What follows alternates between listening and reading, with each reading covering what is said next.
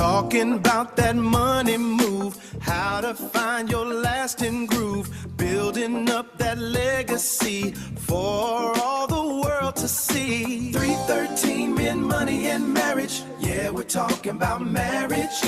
313, ooh, Men, Money, and Marriage. Men, Money, and Marriage. Yeah, oh, the 313. Welcome back to the 313 Men, Money, and Marriage podcast. And we're doing this bonus episode on the Knicks' historic playoff run. I have the host of the Born in Trouble podcast, Mr. John X, who will be discussing this historic playoff run with me on this particular episode. We are streaming live to YouTube, the Men, Money, and Marriage Hour YouTube channel, and we're streaming live to Facebook, to my Facebook page. So if you have comments or anything like that you want to leave in the section there, I guess you can. I try and answer them as best I can, and we'll go from there. But yeah, we're going to be talking about this historic New York Knicks run that did occur. Saturday night was the game clinching game. And John, before I bring you on, I'm just going to go over a couple of the stats of the Knicks playoff run, and then we'll eventually get to the championship playoff numbers. But the team leader in points is no surprise. Jalen Brunson averaged 28 points a game during this historic playoff run. Karl-Anthony Towns led the team in rebounds, averaging about 11 rebounds a game, and he also led the team in block shots. Brunson also led the team in assists, and Josh Hart led the team in steals. All of the players that did play, the starting lineup players, most of them played, minutes-wise, played over 30 minutes a game. There was a couple of bench players who got in and played on average anywhere between 15 to 20 minutes a game. But all the starters played over 30 minutes a game. Brunson leading the team in minutes at about 37. That goes all the way back to the Atlanta Hawks series and worked its way all the way up to the finals, where they got a little bit more minutes during that period of time. So, John, you technically are a Brooklyn Nets fan, but I did want to talk to you about this. What did you think of this? What did you think of this historic run by the New York Knicks? Well, first of all, I got to say the Nets are my favorite team. Like everybody else in New York, I have to say why I'm not a Knicks fan per se. That requires an explanation. First of all, I'm from Long Island. I found out Julius Erving was from Long Island. Oh yeah, he was a Net. Roosevelt, right? I was a young kid. Roosevelt. First game I ever saw was Super John Williamson lighting some team up and everything on a bad New York Nets team in probably 1976. So I was about 7 years old, and that was about 3 years after the last New York Knicks championship. I grew up liking the Knicks, but then I grew up liking both teams, like a lot of people did if you had a second team, but I was always a Net fan first. What turned me off of the Knicks was actually someone that's been getting a lot of praise right now for them winning the championship, and that's James Dolan. A lot of the things, the decisions that he made afterwards, disrespecting the old players, because I'm a former basketball player. I used to work camps and all that other stuff. So I was in partially like in that life to a certain extent as far as basketball as a young man. And I just didn't like the way that he disrespected the older players. Yeah. And, it turned me off from the team. And I just really rooted for, I didn't root against the Knicks. I just didn't root for James Dolan. So that being said, with New York winning the championship, everybody in New York should be happy. It's a team that actually represents New York. Jalen Brunson is a player that New York can be proud of. He's like a dog. He proved it. That team is a dog. And hey, the Nets helped because we traded them Mikal Brunson. Mikal Bridges. Oh yeah. So, Yeah, and definitely. He didn't make that list of players. He didn't make a list of players that you mentioned, and neither did OG Anunoby, who is right now legendary. Oh with yes. that tipping. So I'm gonna say this. I think OG had literally probably the best 30 seconds of an NBA final, 30 seconds in an NBA final game in the history of the NBA Finals. And I say that just simply because it wasn't just the historic tip-in, but it was also the block shot on De'Aaron Fox that literally changed the whole dynamics of that. I mean, that 30 seconds is it's the amazing. uncalled foul. Well, yeah. Now here's the thing. I've been hearing a lot of Spurs fans complaining about the fact that that was a foul because he got him with the body. But what I'm gonna say, two things pertaining to that. He got him with the arm.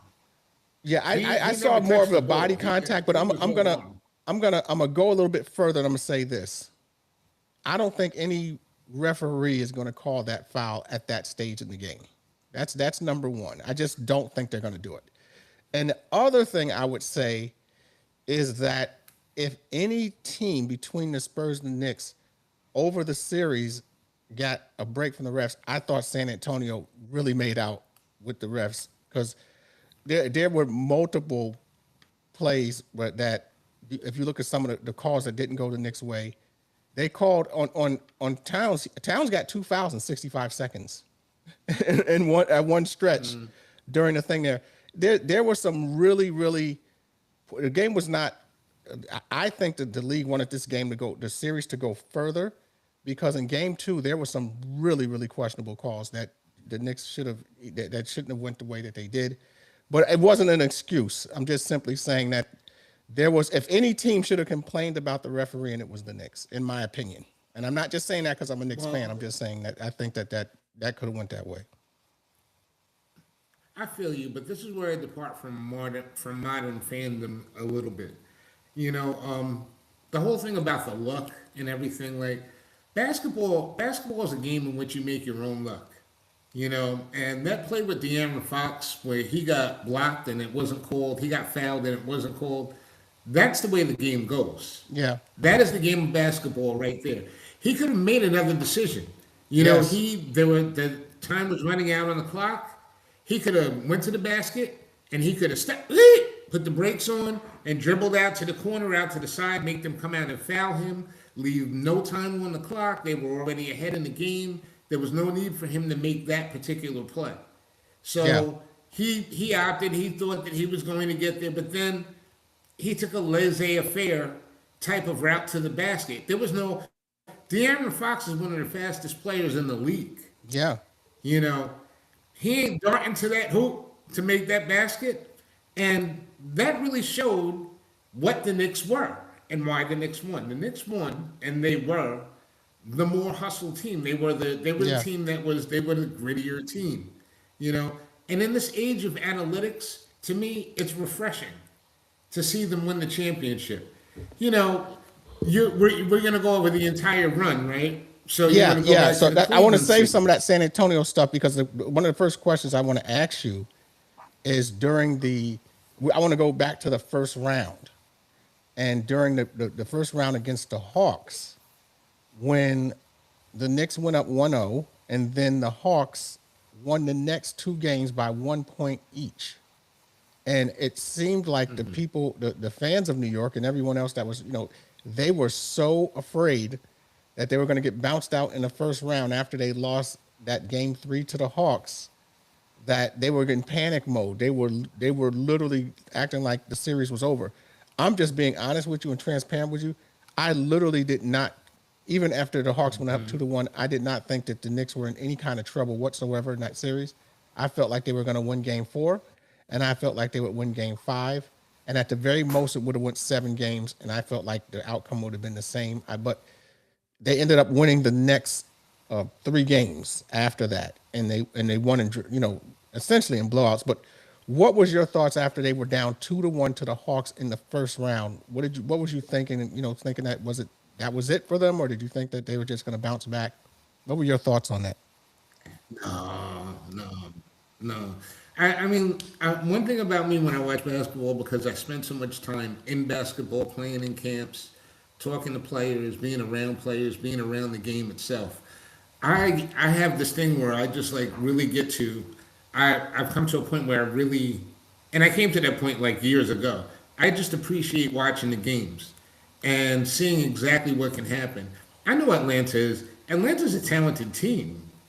You know, people talk about the misbalance between the East and the West as if the West has all these great teams and the East is running at all these bums and everything. The reason why the East is not given a lot of credit for teams like Atlanta is because they're just not. It's not sexy. Basketball isn't the thing in Atlanta. It never is. It's like it's weird with it being a chocolate city.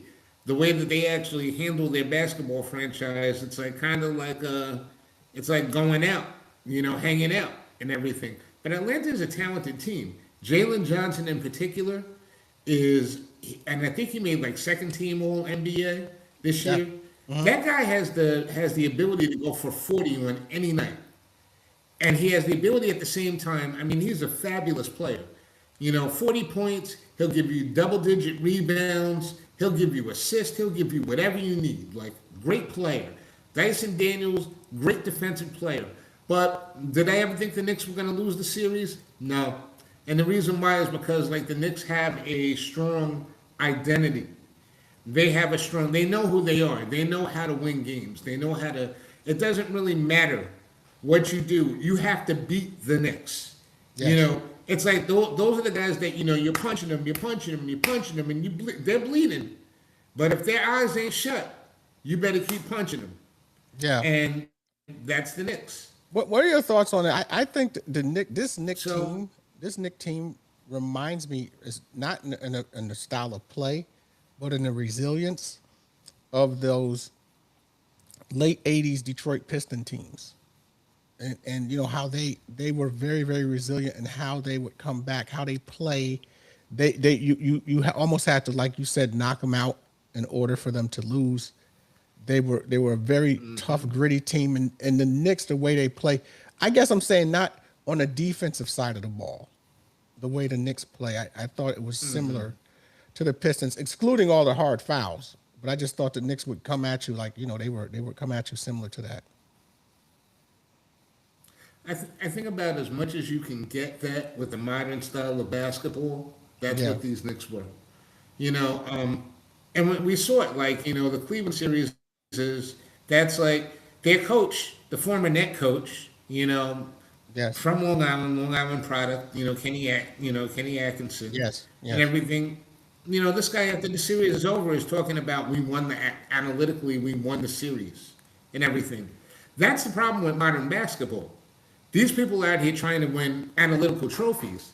And what the Knicks went out and did, they said, we're not trying to win no analytical trophy. We want the real thing. So that means that, you want to devalue a player like Josh Hart because he's not a great three-point shooter. He's an average three-point shooter, and he does all these dirty things. You want to discredit a player like Mikal Bridges. When Mikal Bridges became a Net, we had a conversation in the Net group. And in the Nets World group, I actually was a moderator. I just recently stopped being a moderator, but for 4 years, we were in there having like really crazy conversations. And when it came to Mikal Bridges, they were like, well, look, we got Mikal Bridges as our star player. He's not a 1. I'm like, no, he's not a 1. He's a 2 to 3, maybe 3 to 4 type of guy. But if you're relying on Mikal Bridges to get you 20 points a game, that's not what he's going to give you. But the thing about Mikal Bridges is every team that wins needs a guy like Mikal Bridges on their team. Absolutely. Every team that wins needs a guy like Josh Hart on their team. Every team that wins needs a guy like OG Anunoby on that team. They got 3 of them. Yes. And I think that's Brunson. Right. I think that what you just said is critical because listen to this. Bridges, he may not have got you 20 points a night, but in this playoff run, he was averaging 13. Okay, he averaged 13 points a game. Plus, he's a great wing defender. And I had said earlier that Towns had led the team in rebounding with 11. Well, Josh Hart was second with 9. So I got basically a 6'5" player getting 9 rebounds a game. And in game 1 of the championship series, he had 15 rebounds. So, so that when you look at the way they play, the style of play. That's why I wasn't really concerned about Atlanta. I mean, they did have a good young team. They had C.J. McCullough, who was a good veteran, who did play well in that series. But once the Knicks, I bring up the Hawks series, I want to talk about that really quick, just because once the Knicks went to the part where they put Karl Anthony Towns at the high post and started passing, and the offense kind of started to run through him, and Brunson was playing off the ball. That's when it seemed like the Knicks became an unbeatable team, at least in the East, because once they did that, just about every game they played from that point on, with the exception of maybe 2 of them, were blowouts. And I guess the question I do want to ask you is when with Towns playing at high post, because in my opinion, I think Karl Anthony Towns is the best 3-point shooting center in the league. That's just my opinion. I think he definitely makes that shot to where the big guy has to come out there and guard him. And so you get a lot of players cutting through the lane that he can pass. And his point total went down, but his assist total went up. So when the Knicks made that change, do you think that was like the turning point for when the historic run started? Because from that point on, they only lost 1 game. Well, I think that I would have to say that just like Karl Anthony Towns just basically stepping up into his talent is really what we witnessed there. You know, Karl Anthony Towns is a player that I always had issue with, you know, because he played soft, and he does have all that talent. One thing about him is that he was also one of the better low post players, you know, from 15 feet in as well. You know, the only player who was probably better than him was Embiid, and they were drafted in the same year, I believe. And it seemed to me like for a long time, I think that, you know, for the Knicks fans, for the Knicks to have won this championship, there was like a confluence of a lot of things that came together for them. And one of those things was Joel Embiid getting hurt. Okay, because Joel Embiid He wasn't 100% in the playoffs. He wasn't 100% in the playoffs at all. And he wasn't 100%. But also, you know, with these guys from the Knicks, with the Villanova Knicks, and their whole mentality of like, and pushing like, you know, Cat, you know, it's like, it's a second year here. It's like, you know, listen, you can't do that soft thing. You can't do the soft. You can't be. Yes, he is one of the better three-point shooting centers in the league and everything. But if he's out there shooting 3-pointers, he's missing the whole point of the game. You know, now him up top distributing and allows it, like it just shows you how, to me, the real MVP of that team is probably like Leon Rose, the GM. Oh yeah. You know, because he put that team together in a way. That they complement each other. And a lot of GMs, like, you know, that's the whole thing. I have a problem with analytics, period. Because analytics tells you that, like, you know, there's a simple formula for us getting this done and everything. Yeah.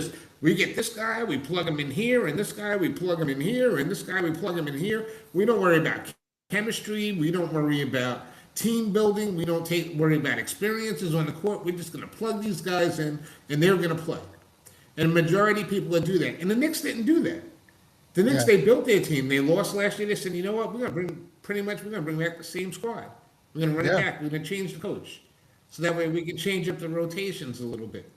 Well, that's why I'm going to segue. Yeah, I'm going to segue into that, but into the Mike Brown thing, because of the fact that I thought with Thibodeau playing just 7 players, I think by the time the Knicks got to the Eastern Conference Finals, they were worn out.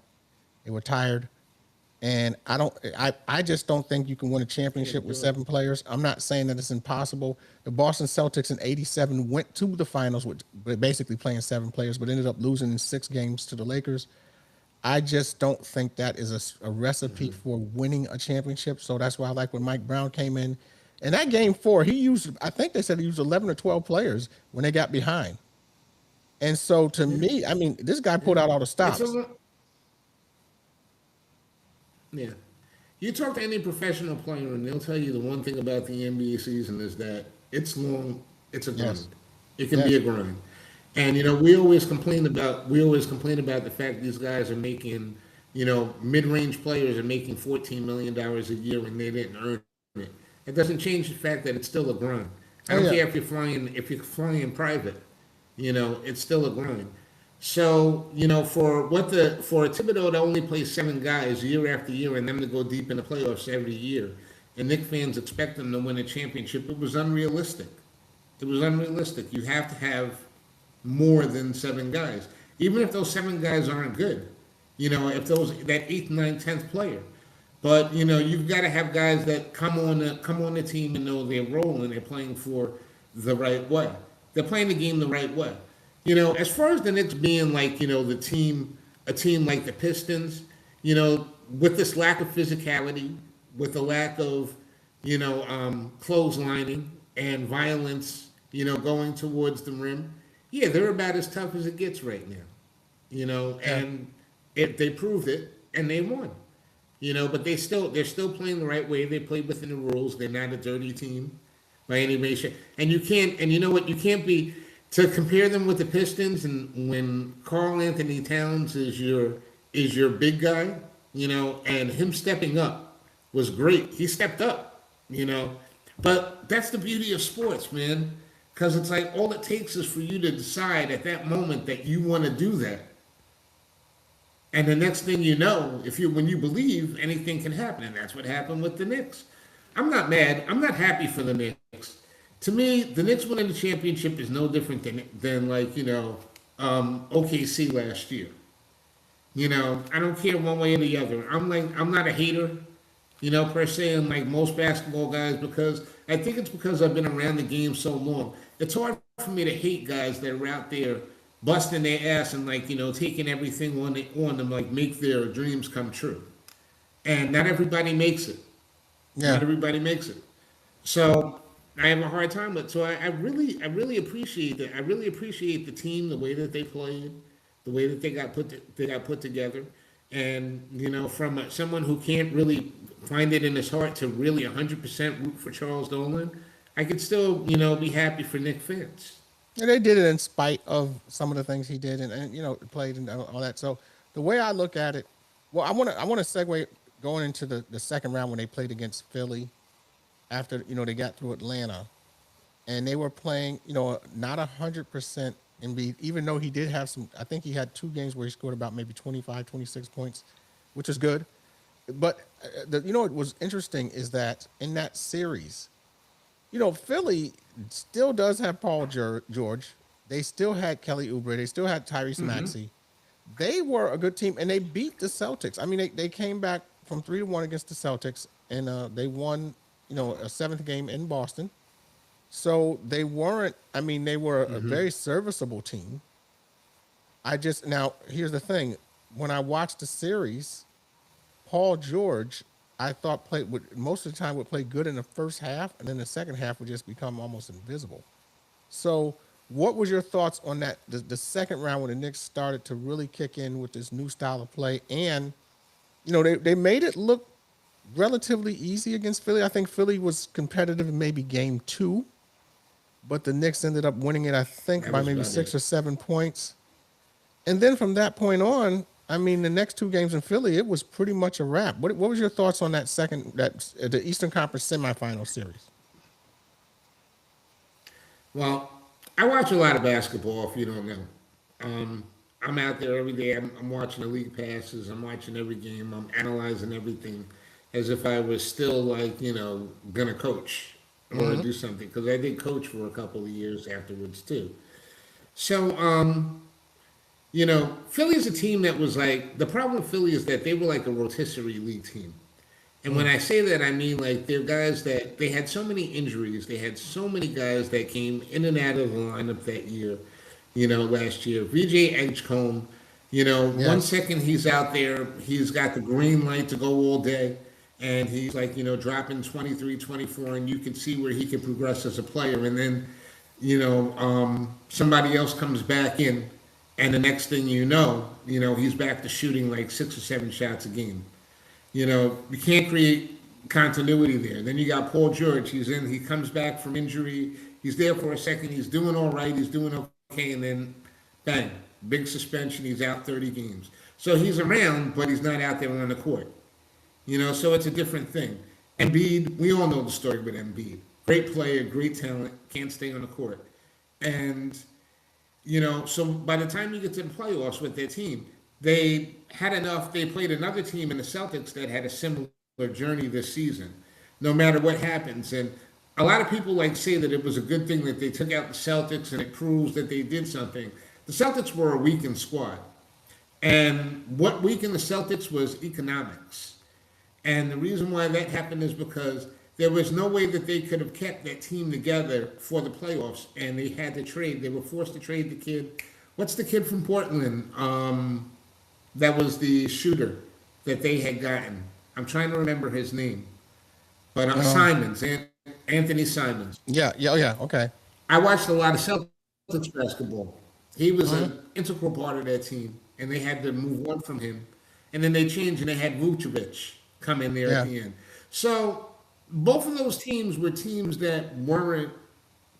They were together, and if you put them on paper, they're good. If you put them on paper in September and you let them play the entire season, then you're facing them in a 7-game series. You're facing a different team. But when you get them in there now, with all the injuries and stuff, it's not the same team. And the Knicks are together. They were a unit. Yes. And Karl Anthony Towns, he saw a weakness in Embiid, and this is a guy, Embiid, we know he talks a gang of shit. So I'm sure he's given Cat the business his entire career. And Cat had a chance to pay him back, and he did. Yeah. He ate him up. Yeah. Ate him up. Yeah, it was like a wounded animal.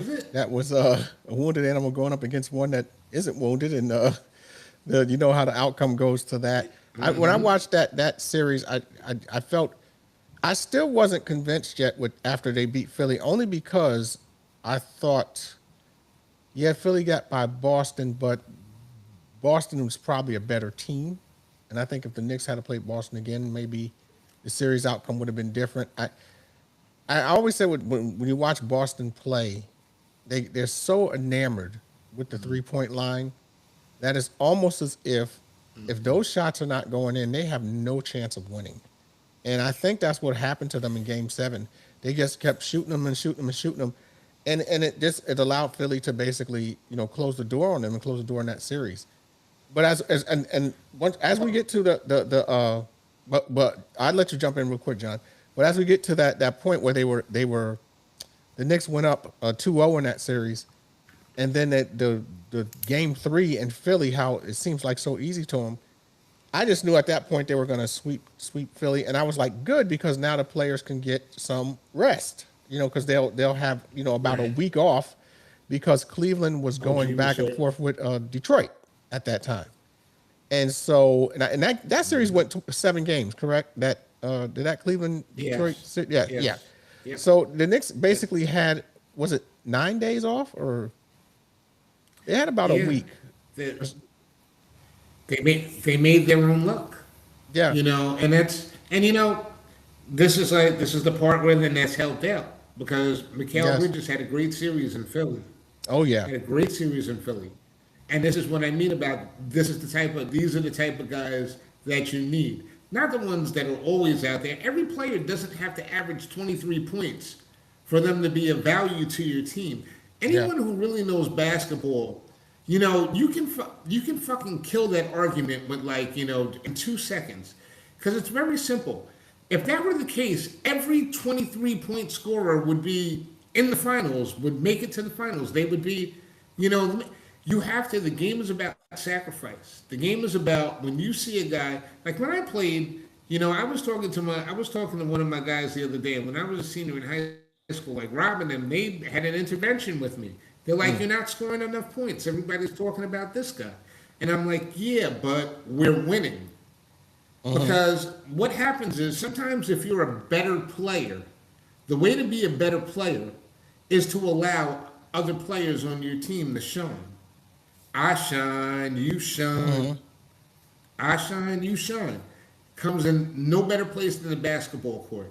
When the Knicks needed a player, needed a guy to go to, Mikal Bridges was there. And he stepped up. Never mind what he did the rest of the series. He made sure they made it out of that series. Boston didn't have the horses anymore. Anthony Simons, he played great for Boston this year. I don't know if anybody's paid attention to that guy, but that's somebody that, like I was saying in the Nets group, I was like, I want him on the Nets. Yeah. Like, honestly speaking, but they couldn't afford to keep him because he had the reason why he got traded from Portland, had that huge contract. Yeah. They couldn't afford to keep all three of them. If you keep them after the deadline, what happens if you're after the deadline is that you that's when the tax comes in. So you can have them for half of the season, you can't have them for the entire season. So they had too much going on there. Yeah, I agree. The Knicks had a perfect confluence of circumstances to have them go up against teams that were not ready for them. But every championship team that has ever won a championship can say the same thing. Yeah. It's the same thing. The matchups matter. Yes. Yes. And going into the Eastern Conference Finals, once Cleveland did get by Detroit in Game 7, I really thought that series would probably go 6 to 7 games. And I was just thinking because Cleveland is a battle-tested team. If you look, like, how they say on paper, they always say on paper, I thought Cleveland was kind of a good team to play against the Knicks, with one exception. But I thought they matched up well with them. They had two big guys inside. They had, Donovan Mitchell, who, by the way, a lot of people who are diehard Knicks fans are aware of this. During that free agency year that the Knicks got Brunson, Mitchell was technically their first choice because of he was an explosive guard who could, get you 25, 30 points in certain games. And I mean, nobody would have complained if the Knicks picked up Donovan Mitchell at all. Versus when they got Brunson, Brunson didn't really make a ton of money. They literally thought the Knicks overpaid for Brunson when they signed him to that 4-year deal. And I just was like, and now you look back on it, the weakness I want to talk about was that Cleveland had absolutely nobody who could guard Brunson in that series. And it showed itself in Game 1 when the Knicks came back from 20-something. I mean, they went at James Harden at least 8 to 10 times in a row. I mean, he literally had no defense. I mean, to the point where they were picking on him at one point, and it just got to the point where they were just very easily able to score on James Harden. I mean, it was like that for the rest of the series. But Game 1, when they came back and the game went into overtime, and they won in overtime, I couldn't believe how easy it looked. Like Brunson didn't even look like he was breaking much of a sweat. What are your thoughts on that when they attacked James Harden like that? Well, look, anytime you rely, as a Net fan, I have I have definite thought processes on James Harden, but James Harden is probably like my least favorite acknowledged great player that I've ever seen in the NBA, but he's my least favorite one of all.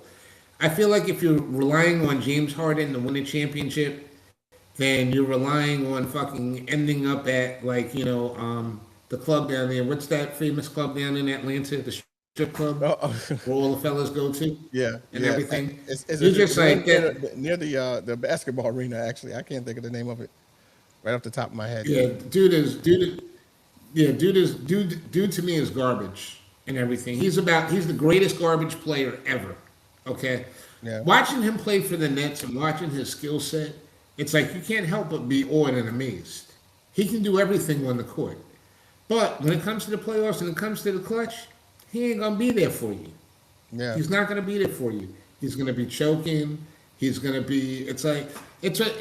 He's probably, and I feel bad for James Harden to a certain extent, as much as you could feel bad for a man who's put so many strippers' children through college and everything.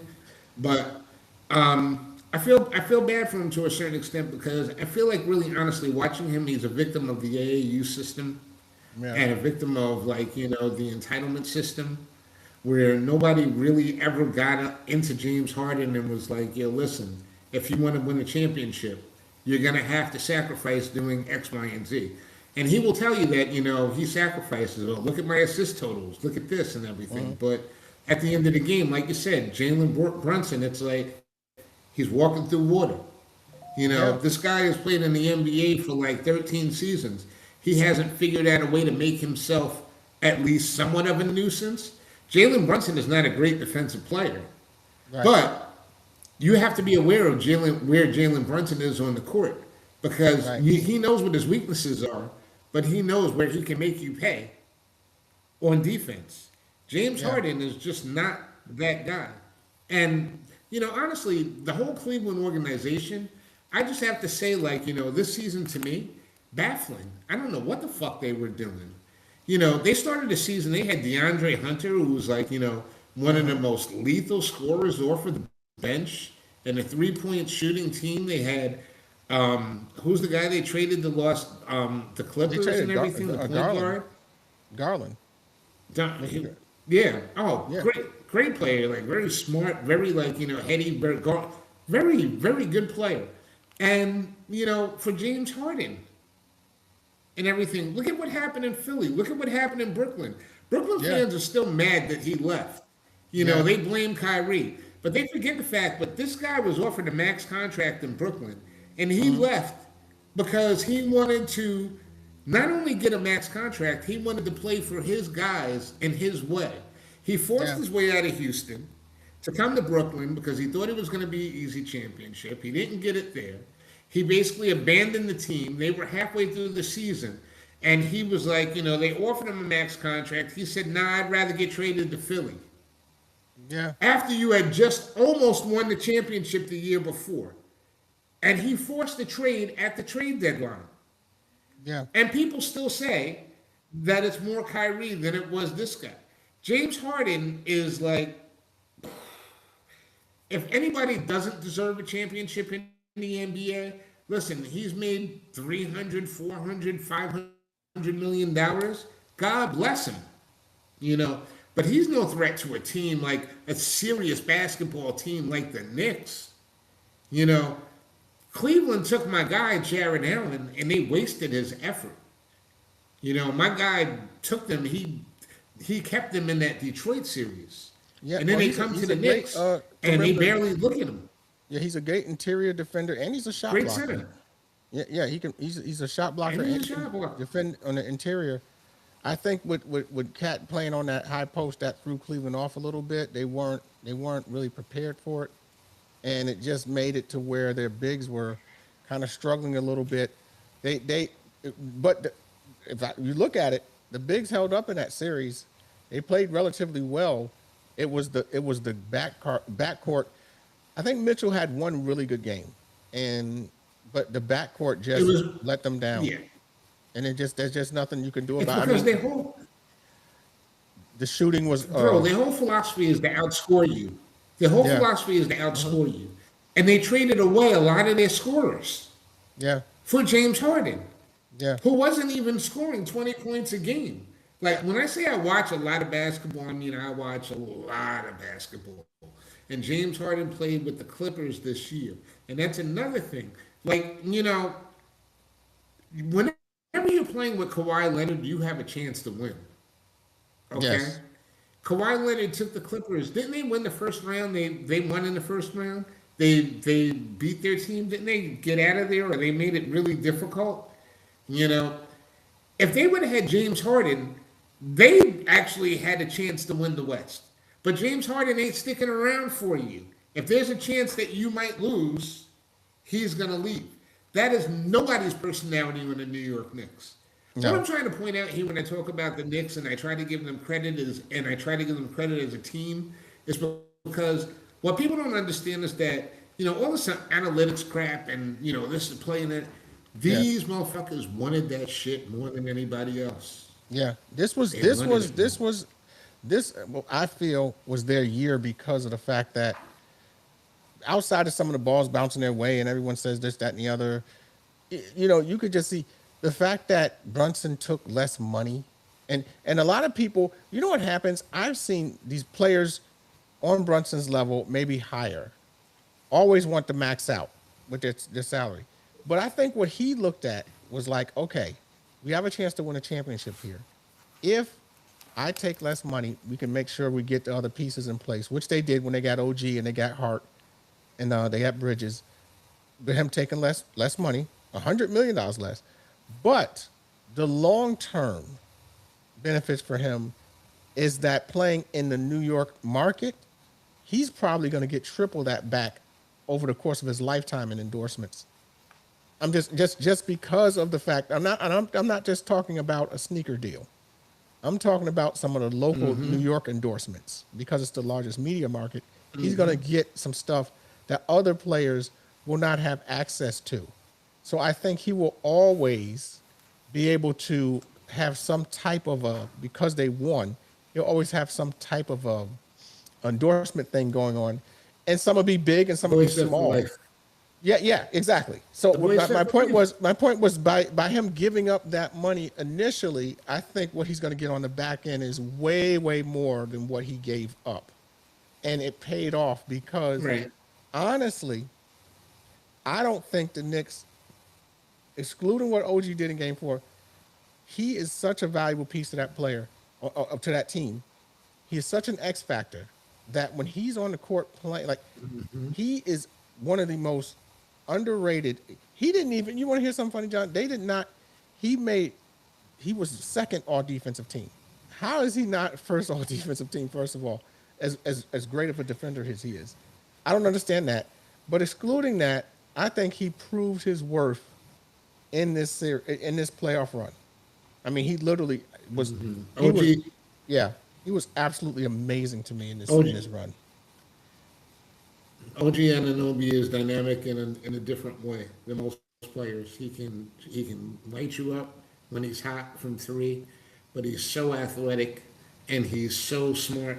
Basketball. People think that if a guy doesn't automatically go out and score 26 points, it's a show that he doesn't have a high IQ. To play defense at a high level, you have to have a high defensive IQ because you have to know what that guy is thinking, where he's going to go. Most players are, when you talk about metric, speed, height, weight, all these different things, they're, pretty much all the same. But the genius of the game puts you in position to win or lose games. And when you talk about guys like, when you were saying that about Jalen Brunson, kudos to him. I love guys like that. He's in the same boat now. He's in the same boat with me, respectfully, as an Andre Iguodala, who was an all-star player, Olympian, and a forgotten piece of the Warriors, who was a sixth man on the Warriors.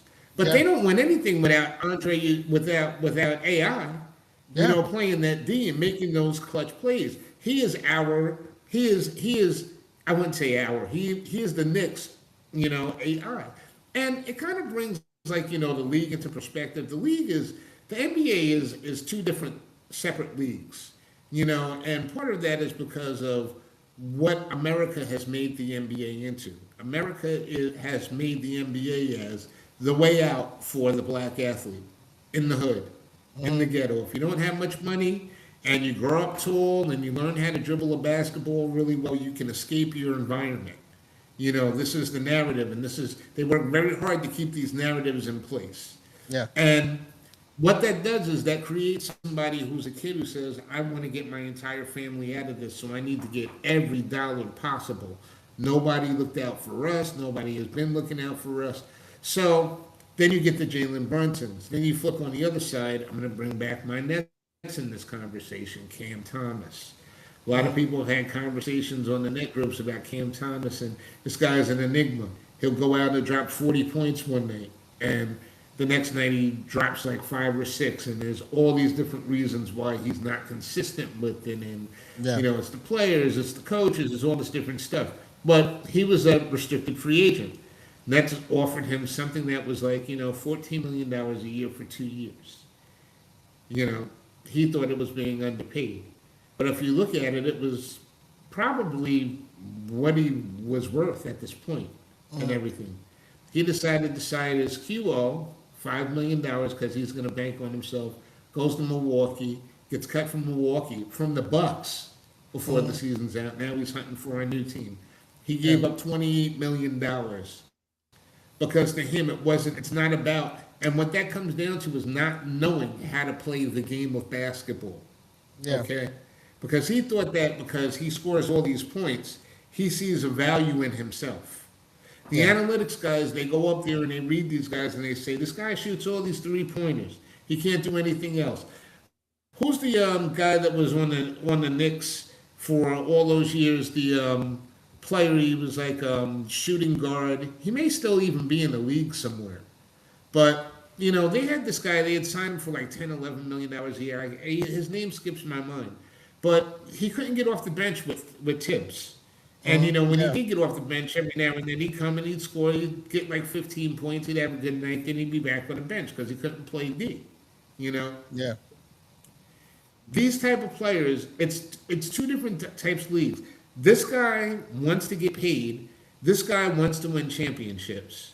And the talent either breaks itself out, it either lasts a little bit longer. You got guys like Garrett Temple, who are like 17, 18-year veterans in the NBA, who have practically no talent or value to a team other than being good players and being good teammates. And then you have guys like James Harden and Cam Thomas, who are thinking that scoring buckets is what makes it. So I think that the Knicks winning, honestly, I think it's actually really good for the game of basketball. Not just New York City, but for the game of basketball. Yeah. I think that it's a chance for GMs to really reassess how they're valuing these guys and these players that they're drafting. Because a lot of these guys aren't there to play basketball. But then again, a lot of these organizations aren't trying to make money. They're just trying to keep everything. They're not trying to win games. They're trying to keep the salaries underneath a certain level so they can get profit sharing. Sure.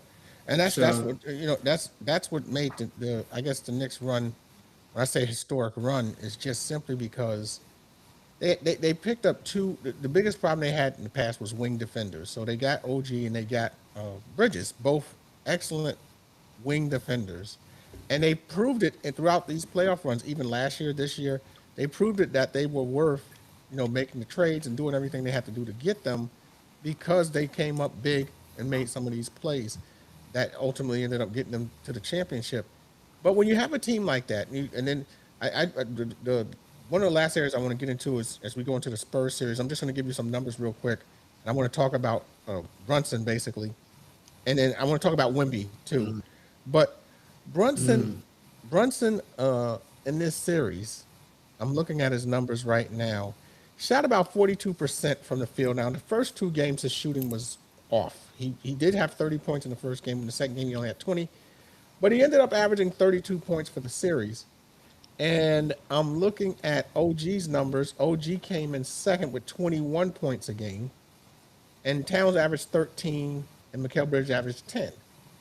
So when I'm looking at this, and I'm just seeing, and the shooting percentages, OG's shooting percentage was 52% from the field, which is amazing, and 50% from three. But when I'm looking at that, I looked at Brunson's numbers, and as far as his shooting percentage was concerned, and I compared it to Wemby's. And this is the crazy thing. Wemby's shooting percentage was exactly the same as Brunson's.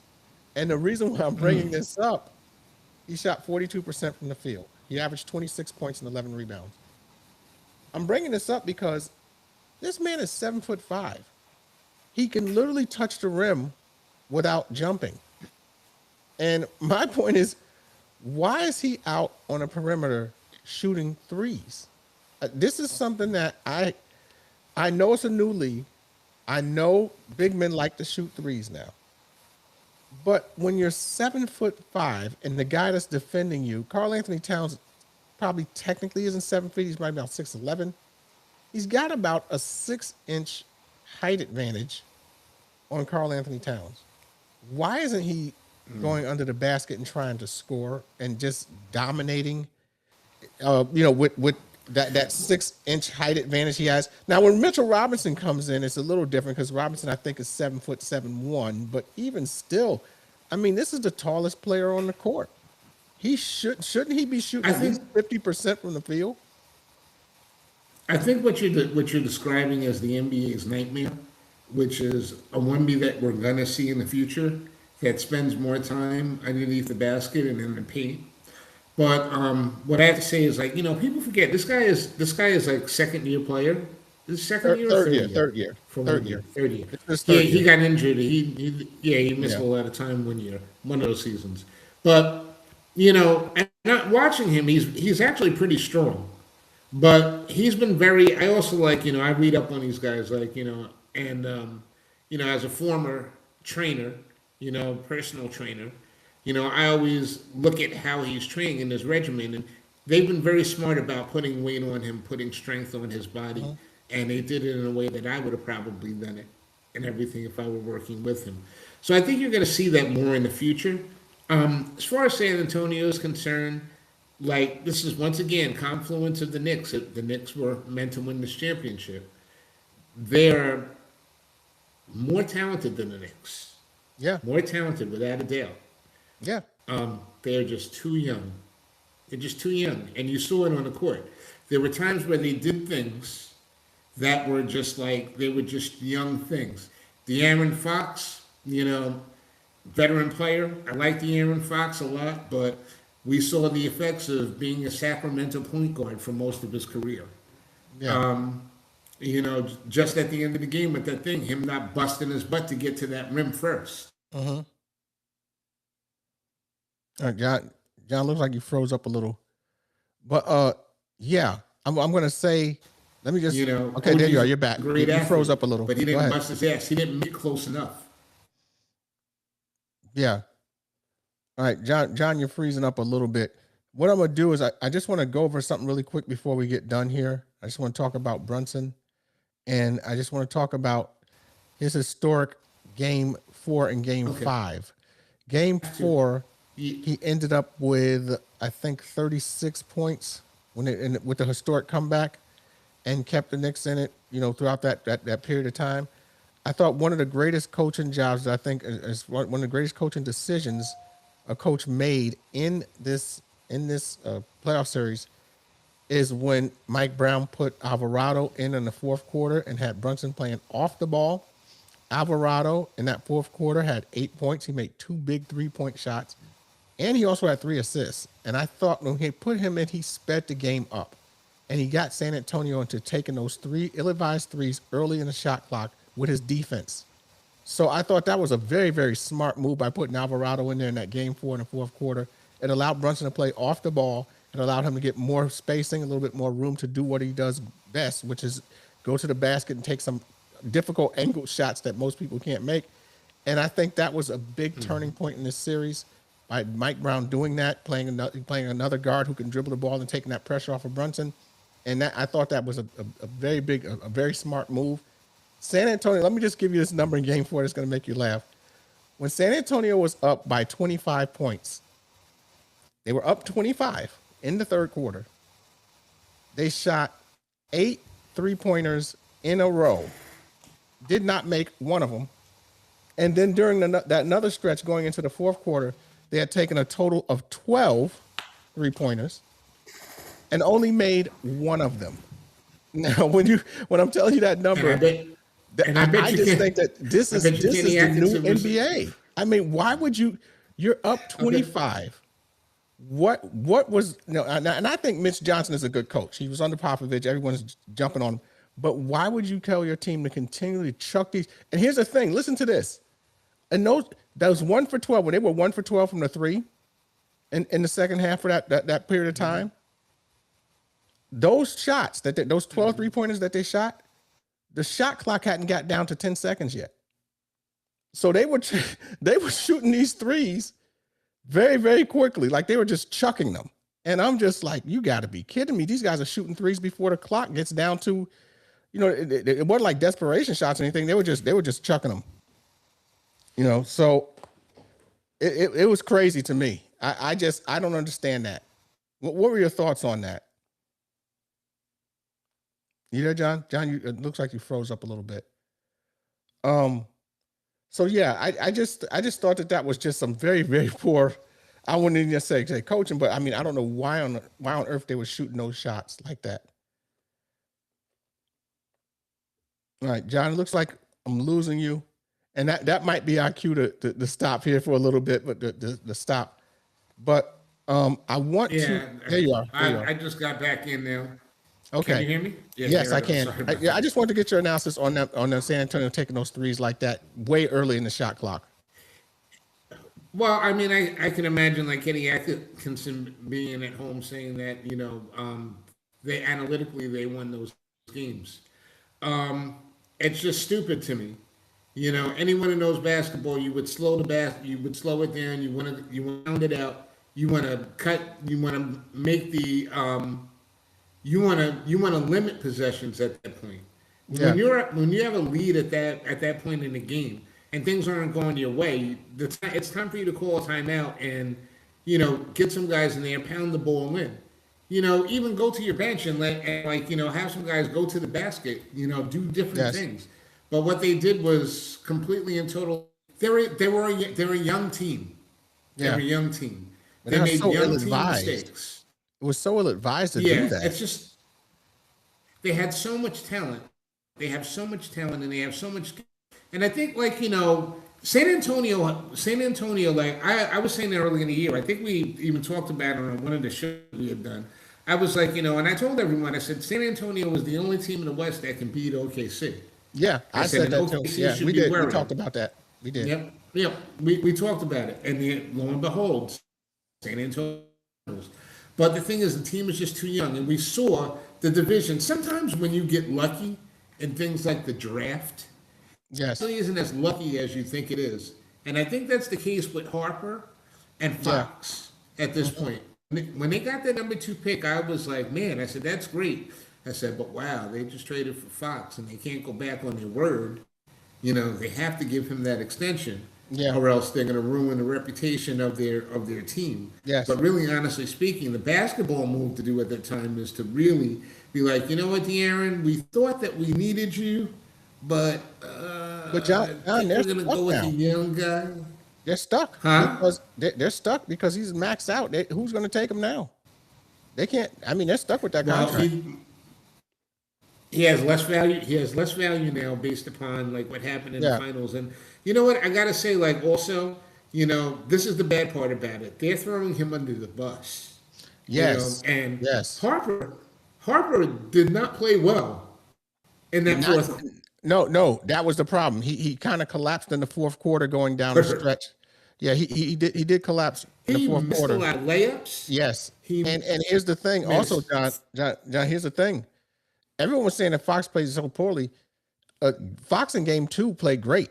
That's number one. He shot 8 for 12 from the field. He had 18 points. He had 18 points in another game. I want to say maybe it was game 4, and he didn't shoot as good as he shot in game 2, but he had another 18. He had been the second best player on the team scoring wise behind Wemby. And game 5, Harper led the team in scoring, but you can't. A lot of the Spurs fans is just saying, "Get rid of him, get rid of him." You can't get rid of him. You're not. You can't even trade him because you have to get somebody making on par money with him to even make the trade line up, and nobody's going to trade for Fox, especially after say this performance. But and I'm not saying that his performance was totally bad. But I just don't know who would trade for a point guard that's probably going to get you about maybe 15 to 18 points a game and is a max player. I mean, what do you get back? I don't think you can get back anywhere near equal value. And I don't think you can unless you do some Spurs want to give away a lot of their draft picks, Let me maybe. give you what I think. Go ahead. And I was running over this trade today. I think you can. Yeah, what? I think you can. You can come up. I think you actually. Well, you know what? First of all, you're right. You're not getting paid. You have to give something up to get rid of him and everything. And my thought process, if I'm the Nets, honestly, I'm calling on him and I'm saying look, you got a problem with this guy. He's got 4 years. He's only 28 years old, going on 29 years old. Yeah, he's in his prime. And then they ended up getting this guy, and it's no longer his team. So that's really a big part of the problem. So what I would say is I would trade him. I would give him a call and I'd be like, look, I'll trade this guy for you And I'll trade you. I'll take De'Aaron Fox off your hand. We'll give you Michael Porter Jr., which will actually like help your team. Because you get an experienced player who's like a big guy and all that other stuff. We'll give you Michael Porter Jr., but you got to give me that Atlanta pick next year, and you're gonna have to give me Carter Bryant. Yeah, I mean it's not And then I'm taking impossible. that trade. Yeah, it's not It's impossible. not impossible. And you I know mean, what? It's And just, it's just very, very difficult. No, if I'm San Antonio, I'm taking that trade. I'm taking it and I'm running with it. Hell, if they even like, I'd be like, listen, give me 2 first-round draft picks. Give me 2 first-round draft picks, Carter Bryant and this guy, and De'Aaron Fox, and I'll give you Michael Porter Jr. And I'll be even nice. I'll throw in like our backup center there, who's like one of the most efficient guys in the league. Not Claxton, the other guy. Sharp. Yeah. I'll throw in Sharp. Okay. One of the most efficient players in the league and everything. You can make that trade. You can get off him, but you're going to lose Carter Bryant. Yeah. And but you're going to balance your team. Sure. And you don't have to worry about bringing in new players for the next couple of years. They got money. They've got like the mid-level exception. They can sign a player. They just went to the finals. They can get a good player with that exception. They may even be able to get 2 guys to split up that exception. San Antonio, I'm not feeling bad for. Wembanyama is about to become the evil man that the NBA needs. He's going to be the most hated player in the league. He's tall, he's charismatic, he's French and everything. This is American Women says he wants nothing to do with him. He's black, he's going to be he's the perfect villain. He's exactly what the NBA is going to need moving forward. I root for that guy because he's like, hey, I eat croissants in the morning. I don't care about your American stuff. But something that's a good point that you're making because they're going to make him sort of an antagonist type player, and you know what the way the league does things sometimes, I'm willing to bet that they're going to literally try and do a sort of like I won't say a bird magic, but it'll be something along the lines where they have Wemby versus Cooper Flag or some American homegrown Midwestern, maybe decent white player that might be that put up good numbers, but try and make it into a rivalry type thing. And I just think that's probably what you're going to see. Texas. Yeah, and they're gonna want the Midwestern guy to maybe play him in the playoffs, and if he wins, he'll be the next coming to the next Larry Bird basically type thing. So, but I don't know. I mean, I'm just saying. Because if he's going to be an antagonist, there has to be a protagonist. Yeah, it has to be a protagonist if he's going to be the antagonist. So I'm thinking they'll probably have somebody come in there like that. And I'm just using Cooper Flag just because he was the first overall pick. Someone like that. They play against each other. They're in the same state. It could be a lot of that. I thought it was going to be Chet. But the way he made Chet look in the OKC series, I says, well, they'll probably go with maybe Flag and just, go that route. Chet will probably take more of it. He really needs he's got to get his respect. Yeah. And he's got to have to take like more like even though he's already got a ring, he's going to be more like a Nowitzki type of situation where people they give him respect as being a great player, but not one of the greater players at that time. Yeah. Dirk had to go through that trial through fire when he was probably about 90% of the player that he had been through most of his career. And, he just showed that heart. My whole thing with this NBA thing is that, I think it was good for basketball this year, that the Knicks won. I think that we saw, and I think that what we saw in these playoffs, honestly, was like the importance of team chemistry. Yes. Which is something that with all of these analytical idiots running around here, building these rosters, and all of these guys that wanted to be a part of the basketball universe without actually playing and without actually being involved and being around the game as much, they can go in and they can make these analytical things and they're supposed to. But the truth of the matter is that if you ain't got no heart, if you don't play against off your players, what we saw was the Knicks were a team that was together like a tight fist, and Yeah. what we saw with the Spurs was a team that had the doubts of youth and a couple of questions about who was going to really be the step up guy. Who's going to step? Is it going to be Stephon Castle? Is he going to step up behind Wemby? Is it going to be the Harper kid? And the Harper kid, obviously, he's now let it leak that he wants, the Aaron Fox gone. All those cracks that were underneath the surface of that team started to come out, and you have to give the Knicks credit because the pressure that they put on them is going to significantly, in my opinion, change the Spurs roster next year. Yeah. And that might be good, that might be bad, because if they face SGA without Fox. Well, here's the thing. You want to hear something funny about this? I think the game five decision decided Brunson had his best game, scored 45 points, shot over 50% from the field. Listen to this number right before we wrap up here.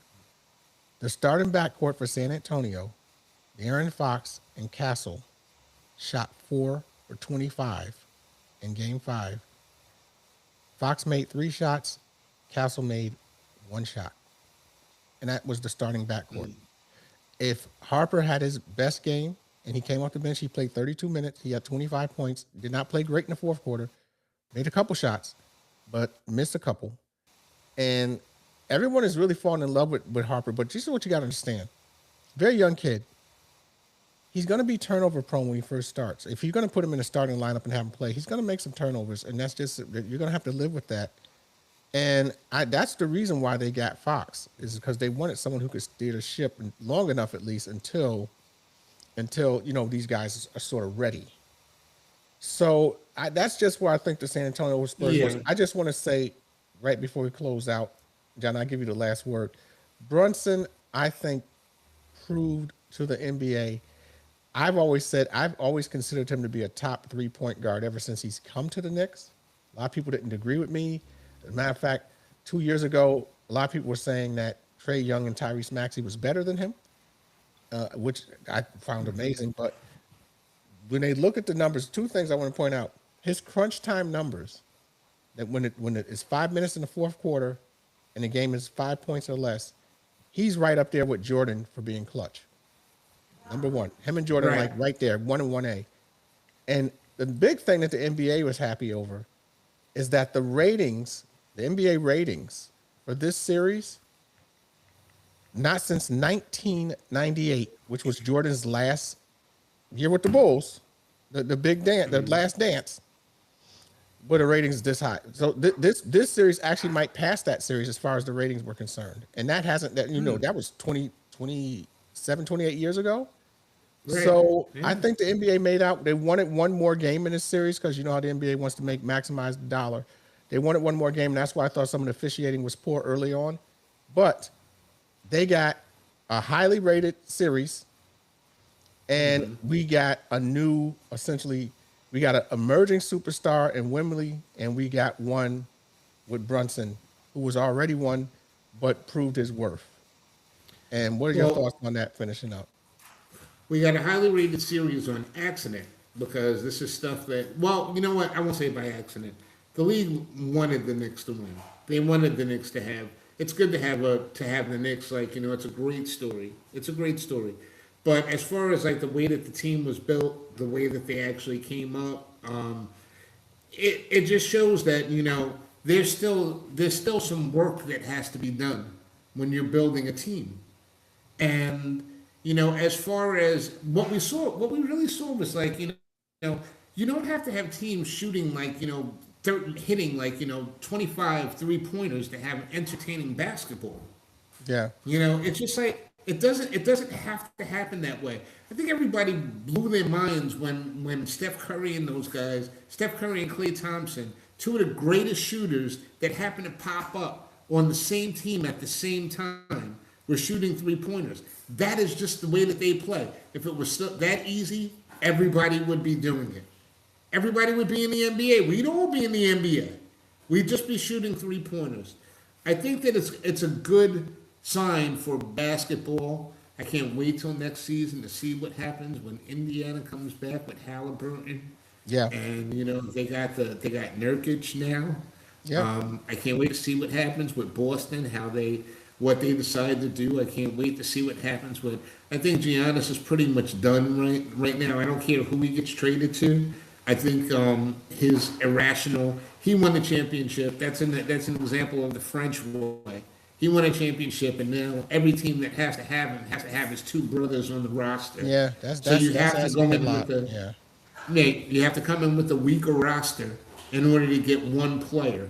It's not worth it. It's not worth it. And that's you're right. You're right. I mean, and he's had some injuries, as he's getting older, and so I mean, you have to make that call. But I think that the trade rumors of him coming to New York, I think Towns put those all to bed, because if they were going to trade, Towns would have to be in that trade.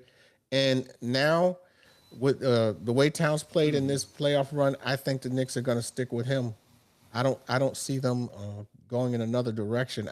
Because I just thought in the playoff run, I thought he was just he did what he was supposed to do. He proved that he can guard Wemby at least, enough to where he wasn't so dominant. So I thought that he did a good job. Well, John, we got to wrap up. We went over an hour, and I'm glad you came on. And I did want to talk about the Knicks during this point in time. When are you going to do another episode of Born in Trouble? When's that coming up? It looks like you froze up. Man, I'm trying every day. Every day, it's almost like tomorrow or today. I really want to get it. Every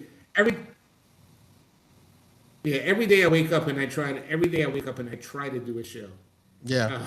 I'm thinking maybe tomorrow. I'm thinking maybe. Who knows? We'll see. All right. There's so much to talk about right now. Yeah. The world is so crazy. Yeah, it's like the world is so crazy. There's so much stuff going on, and where we dip our toe back in. We on that show we tell a lot of truth.